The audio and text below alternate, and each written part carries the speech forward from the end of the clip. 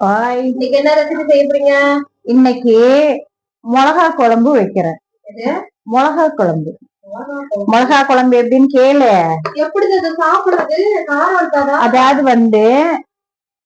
ஒன்னாட்ட பொண்ணுங்க கன்சீவா இருக்காங்க, ஃபீவரு, உடம்பு சரியில்லை, குழம்பு எதுவும் ருசிக்கல அப்படின்னு வந்தா இந்த குழம்பு வச்சு காட்டுறேன் பாருங்க. சாப்பாடே இழுக்காம இருந்தா கூட சூப்பரா கொஞ்சமா இத்தினூண்டு எடுத்து போட்டு பெசரி சாப்பிட்டாலும் அவ்வளவு டேஸ்டா இருக்கும். வா அப்படியே பாரு, நான் செய்யறத பாரு, நீ கத்துக்குவ. மட்டும் மிளகாய் எடுத்துக்கலாம். இப்ப இந்த மிளகாய் ஒரு 5 பேர் சாப்பிடலாம். ஆனா ஊறுகாய் மாதிரியும் இருக்காது, குழம்பு மாதிரியும் இருக்காது. இது கொஞ்சம் வித்தியாசமா இருக்கும். கொஞ்சமா மிளகாய் எடுத்துக்கிறோம். குழம்புல 2 மிளகா போட்டாலே நமக்கு அப்படி காசுது. இத்தனையும் மிளகா போட்டு பாத்தீங்க. இது இப்ப வர்ற மிளகாய் எந்த காரம் இருக்கு? ஆனா வேணும் காரம் தான். இதுக்கு ஃபேவரட்டே இந்த காரம் தான். அதாவது காரம் விரும்பி சாப்பிடுறவங்களுக்கு இது ஒரு டிஷ். முக்கியமா கன்சீவான பொண்ணுங்க வாமிட் எடுத்துக்கிட்டு பிடிக்கல, மாத்திரை சாப்பிட்டு கூட டாக்டர் போய் கூட சாப்பிட முடியாம வந்தாங்கன்னா இது அழகா சும்மா இத்தினூண்டு போட்டு சோத்துல பெசரி சாப்பிட்டாங்கன்னா அவ்வளவு டேஸ்டா சாப்பிடுவாங்க. நான் ஒரு 50 மிளகாய் எடுத்துக்கிட்டேன். அதை நல்லா கிளீன் பண்ணி கோம்புல எடுத்துட்டேன். இதுல என்னன்னா இது 2 கீரி வச்சுக்கலாம். நான் கீறது இல்ல, கீரி போட்டா இன்னும் கொஞ்சம் காரம் அதிகம் வரும். இப்ப நான் கழுவி எடுத்துக்கிட்டேன். அதுக்கு ஒரு 50 கிராம் புளிய நல்லா கரைச்சு எடுத்துக்கணும். கரைச்சி சக்கையெல்லாம் சக்கை வராம நல்லா கரைச்சி வச்சுக்கிறோம். போதும், இந்த புளிய கரைச்சி வச்சுக்கிறோம். அடுத்து 2 தக்காளி. இப்ப இந்த மிளகா குழம்புக்கு கொஞ்சம் திக்னஸ், கொஞ்சம் கலர் கொடுக்கும். 2 தக்காளி எடுத்துருக்கேன். இது நல்லா கழுவிட்டு நல்லா பொடுசா கட் பண்ணிக்கிறோம். இது இந்த இந்த தக்காளியில இன்னொரு என்னன்னா இந்த கோம்பை போடக்கூடாது. இதுலதான் நமக்கு கல்லு ஃபார்ம் ஆகுதுங்கிறாங்க. ஆனா இது போடக்கூடாது. இத நல்லா பொடியா கட் பண்ணிக்கிறோம். பொடியா கட் பண்ணி வச்சுக்கிறோம். 2 தக்காளி போதும்.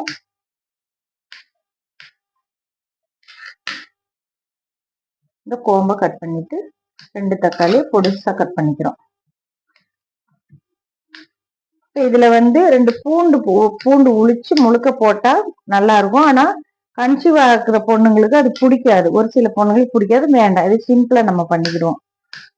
இது எங்க உள்ள ரெசிபினா செட்டிநாடு பேச்சுலர்ஸ்க்கெல்லாம் இது நல்ல ஒரு வரப்பிரசாதம். ஆமா, வந்தாங்களா ஒரு 4 மிளகாய் போட்டாங்களா, ஒரு புளிய கரைச்சா பசங்கன்னா ரொம்ப விரும்பி இது சாப்பிடுவாங்க. நல்லா கார புளி சாப்பிடுறவங்க. ஆமா, இது இப்ப கல்லெண்ணெய் எடுத்திருக்கோம். எடுத்துக்கிட்டு மிளகாய் போடுறோம். நல்லா கொஞ்சம் காய விட்டுக்கோங்க. காய விட்டுட்டு சுடுசுடுன்னு வருதுங்களா, இது எல்லாமே ஒட்டுக்கவே போட்டுக்கலாம், ஒன்றும் பிரச்சனை இல்லை. கொஞ்சம் மிளகாய் போட்டுட்டு தூள் உப்பு போட்டுக்கலாம்.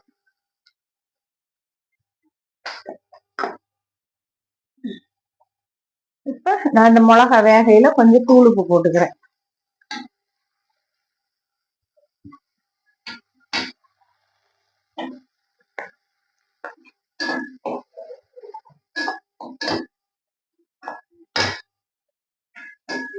தூள் போட்டு ஒரு 10 நிமிஷம் மூடி வைக்கலாம்.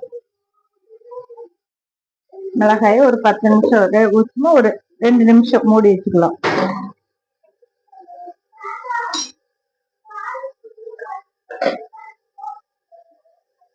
ஒரு 2 நிமிஷம் மூடி வச்சுட்டு கொஞ்சம் கொதி வரமும் தக்காளி போட்டுக்கிறோம். எதுவுமே இல்லை, ஆனா பார்த்தா சிம்பிளா தான் இருக்கும், செம்ம டேஸ்டா இருக்கும். தக்காளியும் போட்டுக்கிறோம். போட்டுட்டு அதோட புளி ஊத்திக்கிறோம். 50 கிராம் புளி நல்லா நல்லா கரைச்சி வச்சிருக்கிறோம். புளிப்பு போதும், 50 கிராம் புளி போதும். புளிஞ்சிட்டு சர்க்கரை எடுத்துடலாம். சர்க்கரை தேவையில்லை, கொஞ்சம் கரைச்சி கூட ஊத்திக்கலாம். சர்க்கரையா சும்மா போடணும்.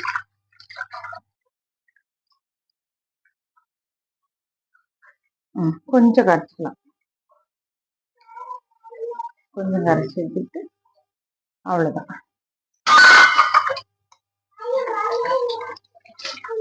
ஏன் சமே ஆயா மிளகாய் குழம்பு வச்சுட்டு இருக்கேன். புது ரெசிபி. பழைய ரெசிபி ஆயாவுக்கு, இங்க நமக்கு புது ரெசிபி. இப்போ இதுல வந்து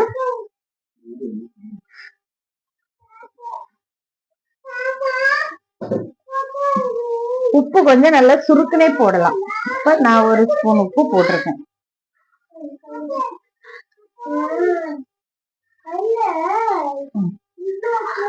இப்ப உப்பு போட்டிருக்கேன். பாருங்க மக்களே, தண்ணி கொஞ்சம் இந்த அளவுக்கு தண்ணி இருக்கு. இப்ப இது நல்லா கொஞ்சம் சுண்ட நல்லா மூடி போட்டு மூடி வேற போட்டு இந்த மூடி செட் ஆகல, இந்த மூடி போட்டுக்கிறேன். இது நல்லா இங்க பாருங்க, இப்ப எவ்வளவு தண்ணி இருக்கணும். உப்பு இல்ல மஞ்சள் தூள் எதுவுமே போட வேணாம். நல்லா மூடி வச்சிடறோம். ஒரு நல்ல இது வேகட்டும். மக்களே இங்க பாருங்க, சூப்பரா இருக்கும். இந்த சாதத்துக்கு இவ்வளோண்டு போட்டு பெசரி சாப்பிட்டா சூப்பரா இருக்கும். ட்ரை பண்ணி பாருங்க.